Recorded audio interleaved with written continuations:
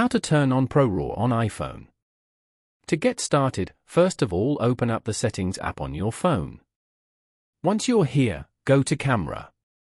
This is the Camera Settings page. Over here, go to Formats as shown. On this page, go to the Photo Capture section. Here, turn on the ProRaw and Resolution Control switch. This setting shows camera control for ProRAW and maximum resolution up to 48 MP.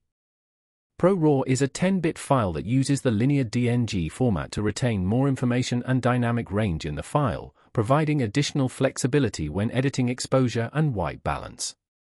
Then, go to Pro Default. Select a default Pro format from here. For example, ProRAW Max, which has up to 48 MP. File sizes are approximately 75 megabytes for ProRAW at 48 MP. Now, go back and open up the camera.